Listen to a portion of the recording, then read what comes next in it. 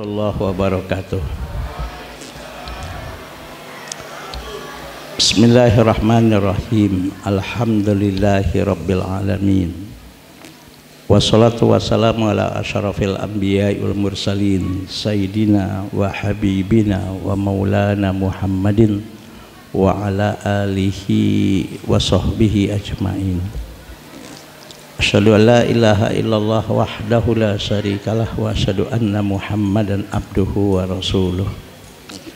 Faqad qala Allah ta'ala fi kitabihil karim wa huwa asdaqul qailin. A'udzu billahi minasyaitonir rajim. Bismillahirrahmanirrahim.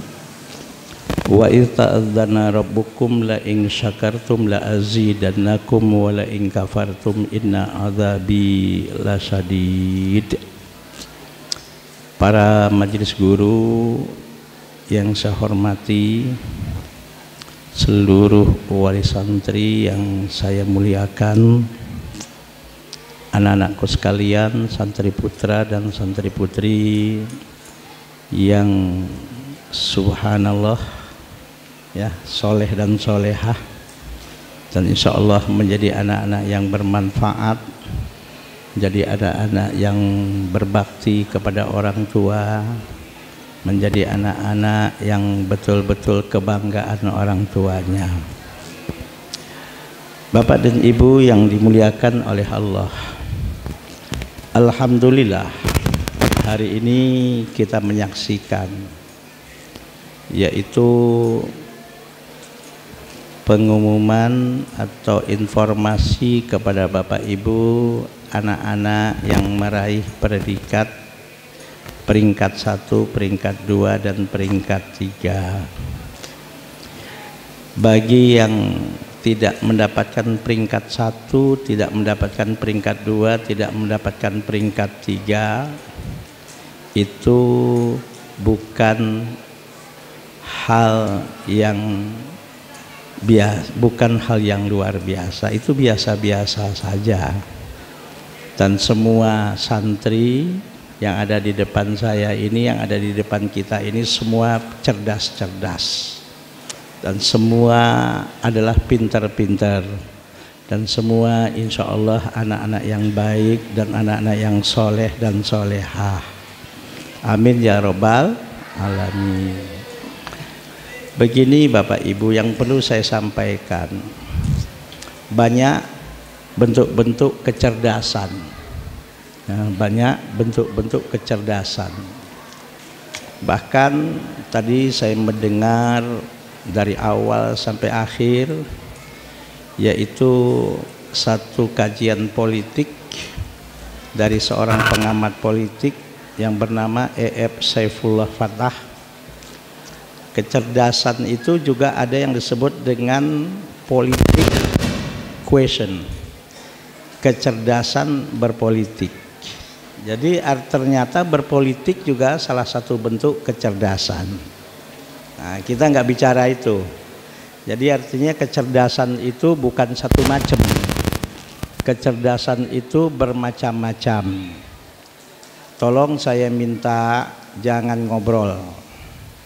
Tolong, jangan ngobrol. Ini nggak lama, ngobrol itu nggak akan selesai. Tolong semua, bapak-bapak, ibu-ibu, para santri semua jangan ngobrol.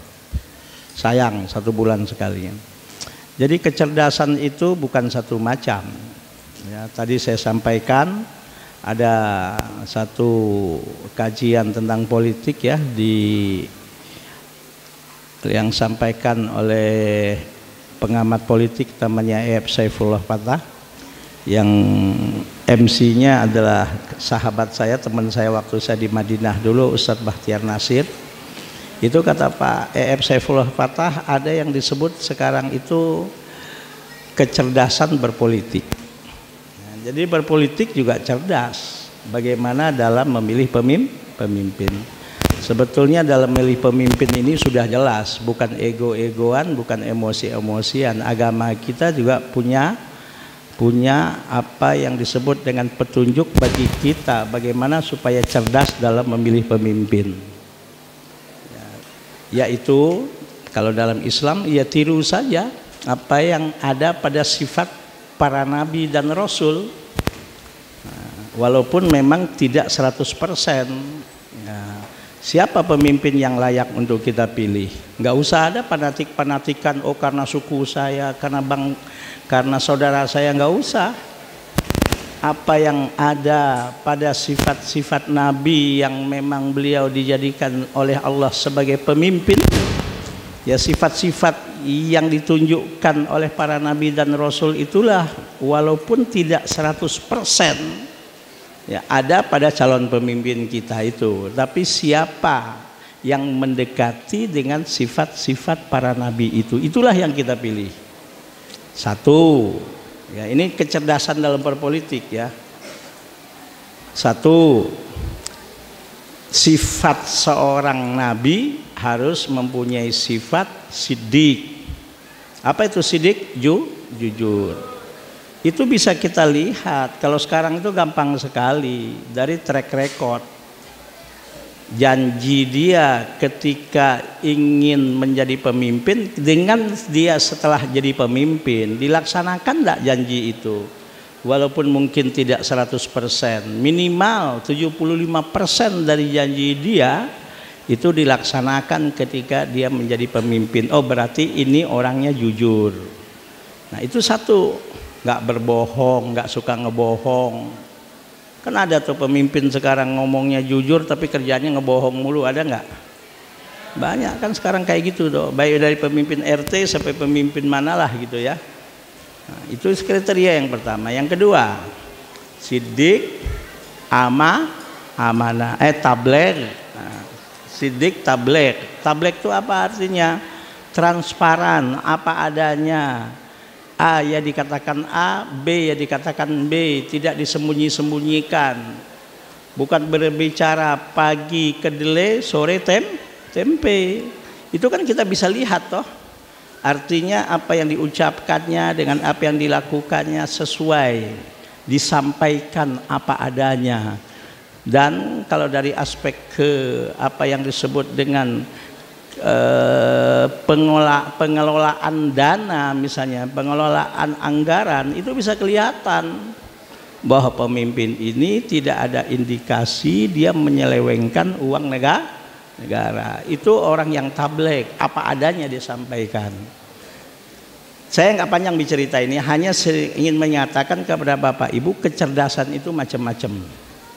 Nah, ada lagi calon pemimpin itu yang kita pilih adalah amanah.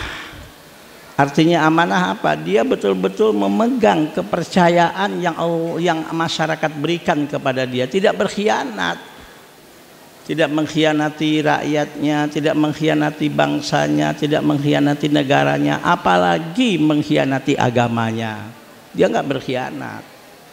Nah, kenapa kita butuh pemimpin yang tidak berkhianat, yang amanah? Kalau kita punya pemimpin yang suka berkhianat, hancur kita, Pak.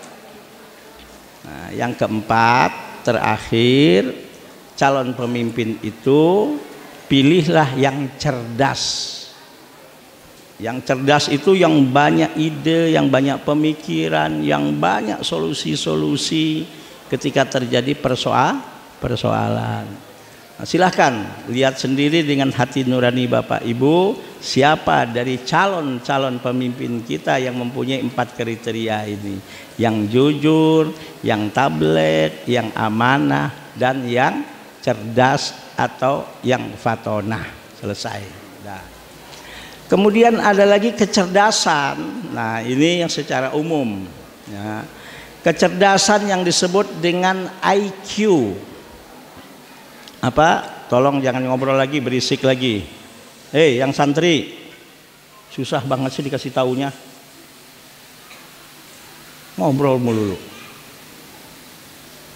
Nah, kecerdasan yang lain apalagi secara umum, IQ, intellectual quotient.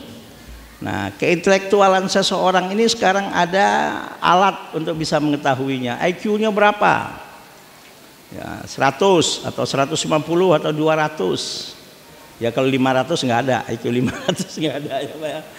Bisa dideteksi sekarang kecerdasan seseorang itu.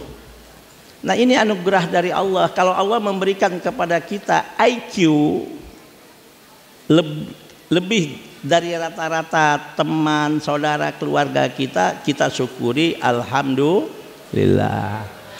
Dengan gampang mudah memahami pelajaran, dengan gampang dan mudah mempelajari dan memahami apapun yang disampaikan di kelas. Nah, itu namanya kecerdasan intelektual. Nah, dan IQ ini macam-macam. Ya, tingkatannya. Ya, mungkin ada yang kita kakak beradik saja, satu bapak satu ibu dalam keluarga, IQ itu bisa beda-beda. Betul nggak Pak? Betul nggak Bu? IQ beda-beda. Ada yang mungkin, oh ini anak kita yang satu ini intelektualnya ya cuma 120. Tapi ada satu adiknya, paham dan cepat mengerti. Wah, IQ-nya mungkin 190. Misalnya, bahkan mungkin pas dicek IQ-nya, wah kecerdasannya 200 misalnya. Ya kayak apa Habibie ya. Kalau sekarang Pak Anies. Pak Anies itu intellectual questionnya tinggi, Pak.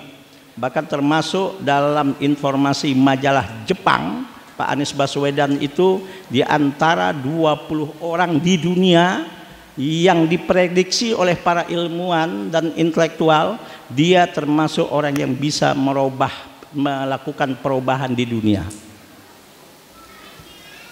Jadi kalau kita punya anak IQ-nya, intelektualnya tinggi, alhamdulillah. Kalau kita punya anak intelektualnya, IQ-nya sedang-sedang saja, alhamdulillah. Bisa saja dalam IQ mungkin anak kita sedang-sedang saja, tapi dalam kecerdasan yang lain dia hebat. Bisa nggak begitu? Bisa.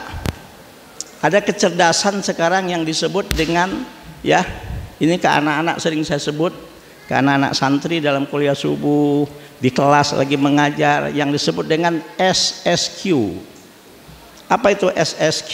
SSQ itu adalah ya soft skill question. Nah, ini ke anak-anak saya jelasin ini, ke anak-anak santri ya. Soft skill question. Apa itu soft skill question?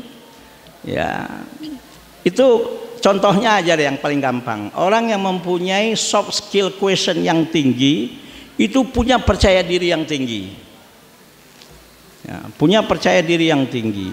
Dan orang yang punya soft skill question itu nggak cengeng, nggak lebay, nggak baperan. Pak, Bu, ada nggak anak yang lebay?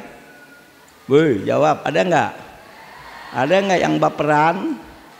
Nah, kalau yang tinggi soft skill questionnya itu nggak lebay, nggak baperan, dan ini bisa dibentuk dan bisa dikondisikan soft skill question ini gitu, bisa dilatih. Nah, kenapa saya dari awal, dari tahun kedua kalau tidak salah di Nurul Ilmi ini setiap tahun ada setiap bulan ada pengajian wali santri. Ya doakan mudah-mudahan ya Allah memudahkan. Sekarang saya lagi bikin itu lapangan yang di bekas kolam lele itu, saya mau bikin konblok 1000 meter itu udah diukur.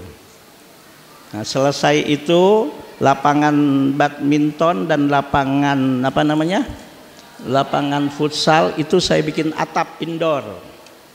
Jadi nanti pengajian bulanan tidak harus di masjid ini, bisa di situ. Ya, kalau di situ mungkin anak-anak bisa lebih berekspresi karena di sini masjid, di situ bukan. Ya, saya paham, saya sadar. Nah, supaya apa? Bukan cuma waktu pengajian bulanan, dalam hari-harian pun ini untuk fasilitas pendidikan anak Bapak Ibu. Maka kalau ada yang mungkin punya rezeki lebih, ya silahkanlah bantu kami Bapak Ibu. Saya nggak pernah minta kok kepada Bapak Ibu harus bayar sekian uang ini, enggak. Tapi tiap bulan, tiap hari saya nggak ada berhenti membangun pondok ini. untuk menambahkan fasilitas untuk anak santri dan untuk putra-putri Bapak Ibu. Itu konblok saja saya udah hitung, itu kurang lebih sekitar 130 juta itu habis itu. Karena konbloknya saya beli langsung yang 8 cm. Bukan yang 6 cm, yang 8 cm langsung.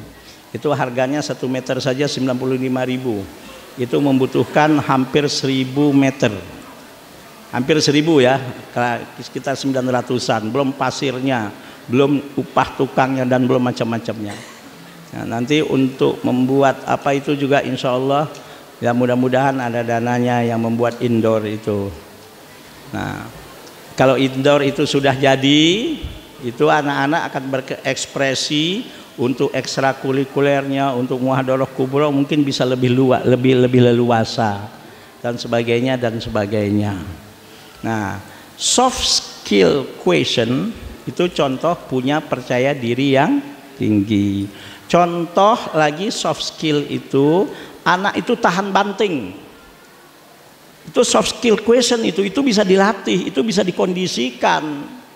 Jangan anak diajar cengeng, jangan anak diajar lebay, jangan anak diajar maaf dikit-dikit ya mati dah gua. Ya susah banget itu, nggak ada ceritanya. Anak Nurul Ilmi saya didik bukan seperti itu. Ya, mau Bapak Ibu setuju sebagai orang tuanya terserah, mau enggak terserah, tapi anak Bapak Ibu saya didik enggak seperti itu. Kamu harus bisa, enggak ada cerita enggak bisa. Orang lain makan nasi, kamu makan nasi, bahkan bisa lebih banyak kamu mungkin yang makan nasinya daripada orang lain. Orang bisa, masa kamu enggak bisa? Enggak ada cerita enggak bisa, maju saya bilang. Nah, itu bisa dikondisikan. Enggak ada di sini anak-anak itu bahkan ada kelas 6 tahun lalu ya udah minder duluan, ada nanti kelas 6 besok ada ini, ada namanya tarbiyah amaliyah, praktek mengajar. Kalau dalam ini disebut micro teaching. Jadi walaupun ini pesantren belum kampus, sebetulnya micro teaching ini pelajaran di fakultas tarbiyah, fakultas pendidikan, tapi kita di pesantren sudah ada namanya micro teaching. Bahkan anak Bapak Ibu di kelas 6 ada mata pelajaran namanya siasah syariah, politik Islam. Sudah saya ajarin, padahal ini pelajaran kampus biasanya, tapi harus saya mulai. Jangan sampai anak santri tamat di pondok terjun ke bidang politik, tapi politik yang sekuler, politik yang tidak sesuai dengan syariat. Jadi kita bekali dulu. Jadi kebetulan Bapak Ibu yang menyusun kurikulum Pondok Pesantren Nurul Ilmi ini alhamdulillah masih saya gitu loh. Semua mata pelajarannya ini, bukunya ini alhamdulillah. Dari pengalaman saya waktu di Madinah, pengalaman saya di Malaysia, pengalaman saya selama ini dengan teman-teman di pesantren, dengan segala kekurangan dan keterbatasannya. Karena nggak ada di dunia ini yang sempurna, apalagi maha sempurna. Semua mempunyai kekurangan dan keterbatasan. Nah, soft skill question juga mempunyai mental seperti baja. Wah, itu sering saya bilang ke anak-anak Bapak Ibu tuh, sehingga kadang-kadang dalam muhadharah kubro dijadiin bercandaan itu. Saya bilang ke anak-anak Bapak Ibu tuh jangan bermental kerupuk, saya bilang. Gayanya doang kerupuk tuh gede, dikasih air kepek. Betul nggak Pak? Kerupuk gede nggak Pak? Gede, dikasih air kepek. Ya, itu jadi bahan bercandaan anak Bapak Ibu tuh. Padahal ngebercandain saya itu ya udah terserah aja, saya bilang. Berarti soft skill question tentang bermental baja anak-anak paham gitu aja. Jadi anak ini harus diajarkan bermental baja, saya bilang. Apa itu bermental baja?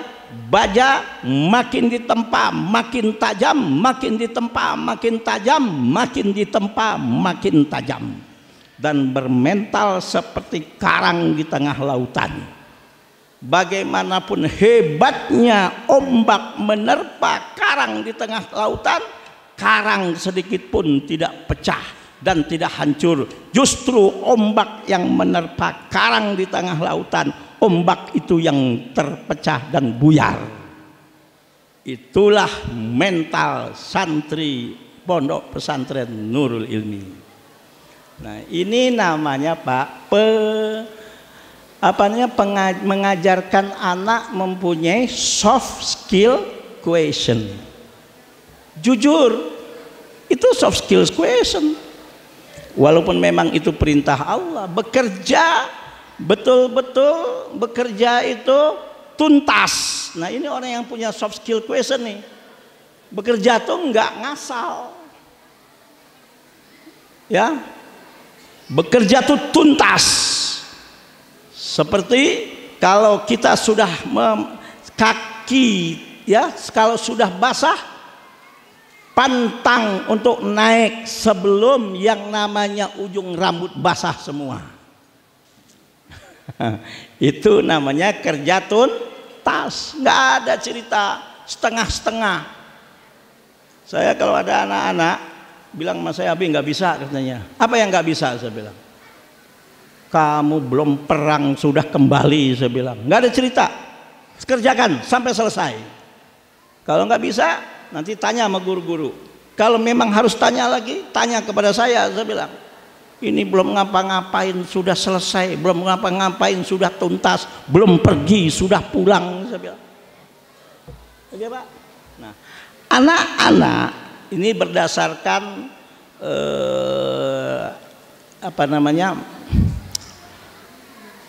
acara-acara motivasi yang sering saya hadiri, seminar-seminar yang saya sering hadiri, ternyata para motivator dan para orang-orang yang subhanallah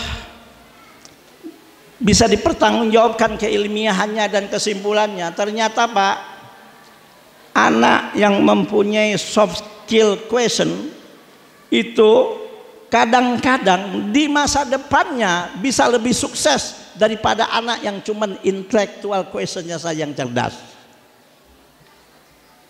Makanya jangan heran Bapak Ibu, ketika di sekolah dia biasa-biasa aja, nggak juara kelas, ya bego juga enggak, gitu loh. Bodoh juga enggak. Tapi anak ini punya namanya soft skill question, punya percaya diri yang tinggi, tahan banting, kerja tuntas, dan berakhlak karimah. Ternyata kadang-kadang di masyarakat bisa lebih sukses dari anak yang hanya sekedar IQ-nya saja yang cerdas, tapi tidak punya apa yang disebut dengan soft skill question tadi. Nah, apalagi IQ-nya sudah cerdas, soft skill question dia punya. Subhanallah. Inilah yang disebut dengan Gen Z, generasi Z, yang insya Allah yang akan menjadi penerus bangsa dan penerus negara dan terutama penerus agama. Amin ya Rabbal, amin ya Rabbal. Ayo Abi tanya semuanya, anak-anak santri. Halo, halo, halo. Ayo tolong jawab. Segala sesuatu harus, segala sesuatu harus, nggak ada cerita nggak bisa. Yang penting diobat. Gitu Bang. Jangan bermental belum apa-apa udah nyerah.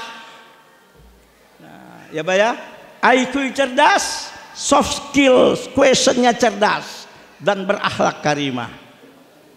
Dasar nggak Pak? Dasar nggak? Insya Allah. Nah, ada kecerdasan yang lain lagi, dan ini juga udah sering didengar, emotional question, kecerdasan emosi.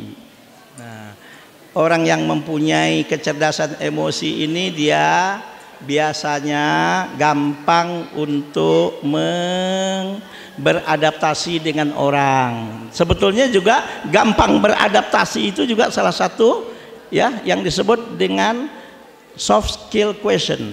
Nah, ini kebetulan saya kasih contoh Bapak Ibu, ya. Halo, dengerin. Nih, Bu, dengerin. Contoh-contoh ya, soft skill. Di sini ada. 1, anak yang berpikir kritis. Itu soft skill itu. Biasakan anak itu berpikir kritis. Jangan dikit-dikit dimarahin. Ya di sini anak-anak mau ngapain aja sama saya biarin aja. Itu yang namanya bikin panggung. Kalau sudah mau muhadharah kubro, mau acara apalah namanya, anak putri itu ngapain? Bikin yang namanya triplek itu diapain? Dilukis-lukis itu.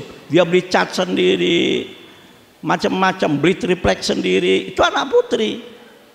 Saya biarin aja, biarin, karena ini dibutuhkan untuk masa depannya. Kalau kadang-kadang mau ngelukis, ada yang sampai jam 2 pagi itu ngelukis itu, bikin gambar kayak apa.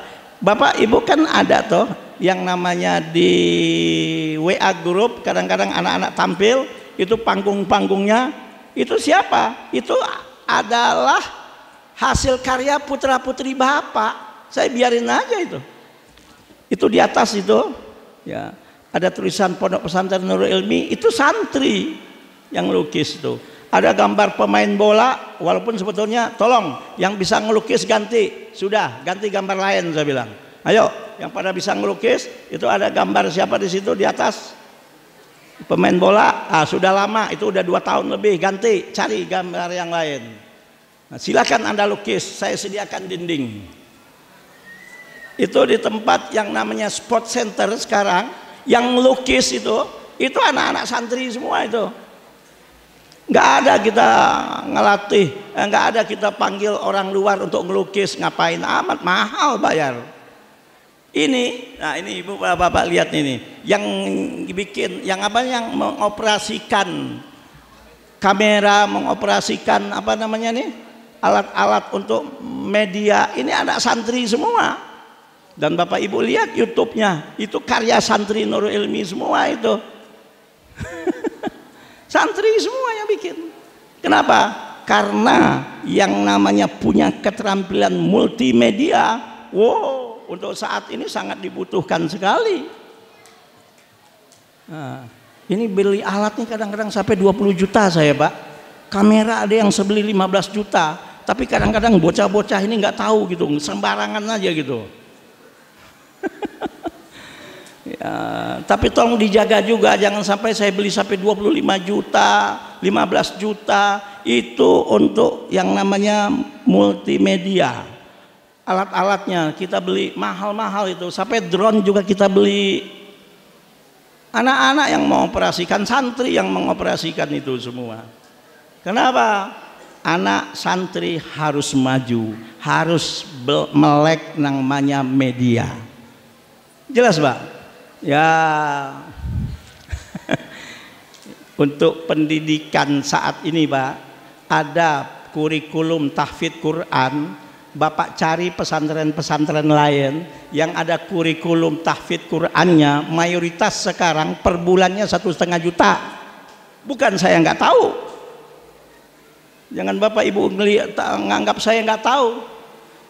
Kemarin saya khutbah Jumat di Rawamangun. Ada pesantren Bapak Ibu, dia baru ngedaftarin ya cucunya. Saya kemarin khutbah Jumat di Rawamangun, pengurus masjid cerita sama saya, bangga dia. Pak Ustadz, alhamdulillah saya baru ngedaftarin cucu saya masuk pesantren di Bogor. Uang pangkalnya berapa? 150 juta.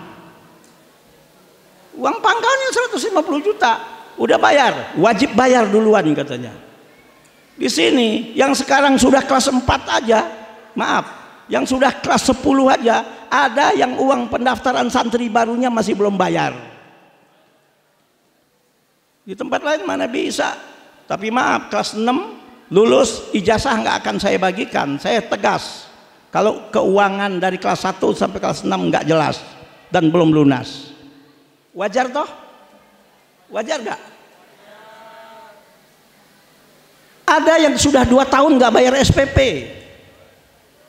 Saya kasihan, saya keluarin bagaimana, nggak dikeluarin gimana. Tapi tolong toh, yang saya heran ada, ini maaf, nggak hoax, bukan 1-2 orang. Ada yang sampai 2 tahun nggak bayaran, uang jajan anaknya, saya tanya sama temennya, oh jajannya banyak, Pak Kiai katanya, B katanya. Jajan ada, bayaran nggak ada, nih gimana ceritanya? Jangan Bapak Ibu dikit-dikit kok ngomongnya bayaran mulu loh. Ini baper orang tua kayak sekarang nih. Ini nggak punya soft skill ini. Itu kan kewajiban loh yang harus dibayar. Iya kan? Oke. Maaf, punya soft skill question. Nah contohnya lagi. Jadi berpikiran kritis boleh. Yang nggak boleh itu berpikiran ngerusak. Pemikiran yang merusak itu yang nggak boleh. Kalau pemikiran kritis bagus, tapi tetap kritis tapi berakhlak. Jelas? Contoh, anak itu mempunyai kemampuan berkomunikasi yang bagus, itu juga soft skill question. Contoh, anak itu sabar, nggak emosian, nggak gampang marah, itu juga soft skill question. Apalagi kalau calon pemimpin marah mulu kerjaannya, ya hancur, perang rakyat. Dikit-dikit marah, ngomong seenaknya, mau jadi pemimpin gimana ceritanya? Jadi punyalah sifat sabar dalam memimpin. Oh Pak Bu, saya nggak ngadepin kritik dari para guru, nggak ngadepin kritik dari para wali santri. Wah ada wali santri ngomongnya pedes. Ada. Kadang-kadang WA saya, kritisnya bukan main. Saya lihat, ya Allah, bayaran belum, kritisnya bukan main. Saya bilang, ya hati saya aja, tapi nggak saya gituin. Kalau saya gituin bisa apa? Bisa perang. Ya sabar, udah saya angin aja. Saya dibilang mencela-mencela, saya dibilang nggak punya prinsip. Ya udahlah. Oke? Apalagi soft skill question itu. Nah, ini yang lagi heboh-hebohnya sekarang. Punya etos kerja dan bekerja itu beretika. Itu soft skills question. Ya kalau kita sudah nggak mengedepankan etika dalam bekerja, nggak mengedepankan etika dalam bergaul, nggak mengedepankan etika di dalam kehidupan bermasyarakat, nggak beretika dalam memimpin, nggak beretika dalam berpolitik, mau apa hidup ini, Pak? Oke, Pak? Harus mempunyai etika. Bahkan dalam Islam, etika itu nomor 1, ya kan? Innama bu'istu liutammima makarimal akhlak. Ada lagi yang namanya orang yang punya soft skill question dan yang mempunyai ya namanya leadership yang hebat, orang itu mampu mengambil keputusan. Nah, di sini ada organisasi namanya ISNI. Itu untuk melatih anak Bapak Ibu punya soft skill question, menjadi pemimpin, mampu mengambil keputusan. Oke, ada lagi contoh soft skill question. Mampu bekerja dengan dalam tim. Enggak one man show. Saya di sini enggak one man show, ternyata terus terang aja. Oh ini urusan apa? Saya serahin ke Ustadz Komar. Oh ini urusan siapa? Saya serahin ke Ustadz Bahrul. Ini urusan apa? Saya serahin ke Ustadz Fadil. Ya, ini urusan apa? Saya serahin ke Pak Arlan. Nggak one man show. Kalau one man show semua kita kerjain capek. Ayo kita bagi-bagi. Kita tuh satu tim. Maka sering saya katakan kepada guru-guru, di Nurul Ilmi itu tidak ada Superman, yang ada super tim. Jelas Pak? Yang ada super apa Pak? Tim, kita semua super tim. Ada yang berperan jadi pengasuh, ada yang berperan jadi kepala sekolah, ada yang berperan jadi bagian keuangan, ada yang berperan jadi guru, ada yang berperan mengurusin keamanan, ada yang berperan jadi santri, jadi pengurus, bahkan ada yang berperan yang juga termasuk tim wali santri. Bapak Ibu, saya anggap Bapak Ibu itu tim. Makanya dalam grup WA-nya keluarga besar atau keluarga Nurul Ilmi, karena Bapak Ibu adalah satu tim dengan kami. Jelas Pak? Oke, salah satu lagi soft skill question itu apa? Mempunyai sifat empati. Ya, anak-anak itu kita ajarkan punya sifat empati, sifat gampang tersentuh hatinya kalau orang sedang dalam keadaan susah dan sebagainya dan sebagainya. Nah, IQ sudah, EQ sudah, emotional question. Kecerdasan yang keempat adalah spiritual question. Kecerdasan spiritual ini biasanya berhubungan dengan pengalaman, ya, pengalaman hidupnya dengan hal-hal yang berhubungan dengan pengamalan agamanya, sejauh mana dia memahami agama secara benar. Saya rasa cukup ya, sudah jam 12. Nanti setelah sholat zuhur silahkan bagi raport dengan para wali-wali kelasnya. Kita doakan mudah-mudahan anak-anak kita semua menjadi anak-anak yang soleh dan solehah, ya, yang taat beribadah kepada Allah, anak-anak yang berbakti kepada orang tua mereka, anak-anak yang berguna bagi agama nusa dan bangsa, dan menjadi kebanggaan ibu bapaknya.